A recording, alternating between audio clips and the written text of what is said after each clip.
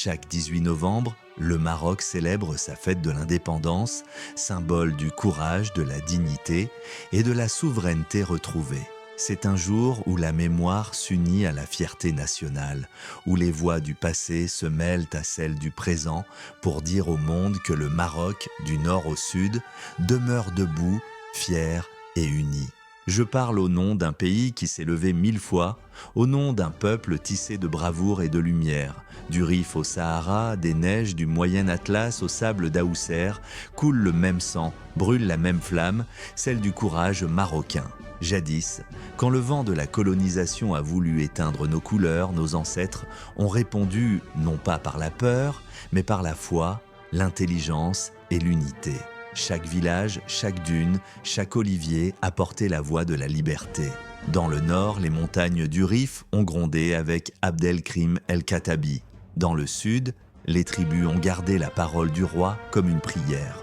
Et au cœur du pays, dans les montagnes de l'Atlas, se levaient des hommes au regard d'aigle et à la parole d'honneur. Parmi eux, Hadi Oubihi, fils du Moyen Atlas, combattant inébranlable qui réunit les tribus et fit face, debout, aux puissances étrangères. Il n'avait ni armée puissante, ni trésor, mais il portait dans sa poitrine le courage du Maroc éternel. Aujourd'hui, son sang vit encore dans les veines de nos enfants. Oui, le Maroc se souvient, car la bravoure ne meurt pas. Et pourtant, avant l'ombre des frontières, le Maroc était vaste comme un rêve. Son souffle allait jusqu'au fleuve Sénégal, ses pas touchaient Tombouctou, ses caravanes portaient l'or, le sel et la sagesse. Mais les puissances étrangères ont tiré des lignes sur nos terres, découpant notre mémoire comme un gâteau qu'on se partage sans honte. Pourtant, nul trait d'encre ne peut effacer la mémoire d'un peuple, ni le souvenir d'un royaume ancien, noble et instruit. Le Maroc a parlé au monde avec sa langue du cœur, en arabe pour la foi, en amazigh pour les racines, en français et en espagnol pour l'ouverture, en anglais pour le dialogue. Oui, le Maroc est un pays polyglotte, car comprendre les autres, c'est déjà être fort. Notre indépendance n'a pas été un cadeau. Elle fut un serment, un poème écrit dans le sable et le sang, une promesse que chaque génération renouvelle.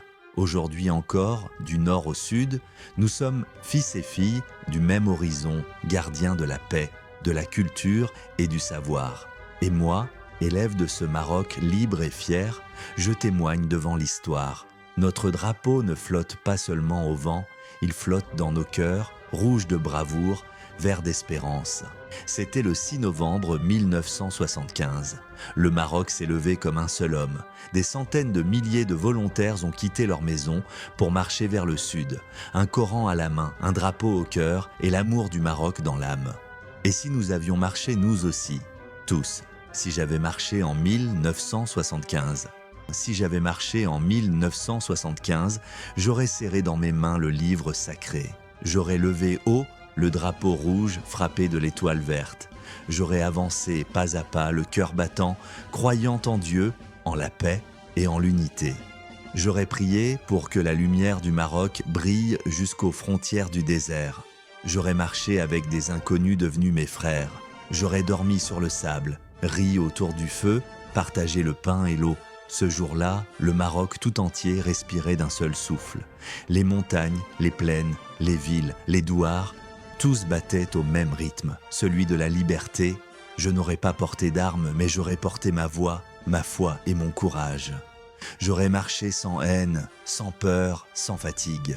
J'aurais levé les yeux vers le ciel et dit « Ya Allah, protège notre patrie », car la marche verte n'était pas une guerre, c'était un message de paix. Quand Sa Majesté Hassan II a lancé son appel, j'aurais écouté avec fierté et obéissance. Il a dit « Shabi al-Aziz » قال الله تعالى في كتابه الحكيم وإذا عزمت فتوكل على الله صدق الله العظيم غدا إن شاء الله ستخترق الحدود غدا إن شاء الله ستنطلق المسيرة. Et j'aurais répondu Naam ya Sidi, nous marcherons pour l'honneur du Maroc. Ce jour-là, le peuple et le roi ne faisaient qu'un seul cœur. J'aurais senti la chaleur du sable sous mes pas, la poussière du vent sur mon visage, mais j'aurais continué à marcher parce que chaque pas rapprochait mon pays de sa vérité. J'aurais vu les drapeaux flotter comme des flammes rouges dans le ciel et j'aurais crié « Sahara, terre marocaine, mémoire ». Aujourd'hui, je n'étais pas encore né, mais je me souviens à travers les récits de mes grands-parents. Ils me racontent tels leurs pas, leurs chants, leurs larmes de joie. Et quand je ferme les yeux, j'entends encore le grondement des cœurs. J'entends un peuple qui avance, fier, pacifique, uni.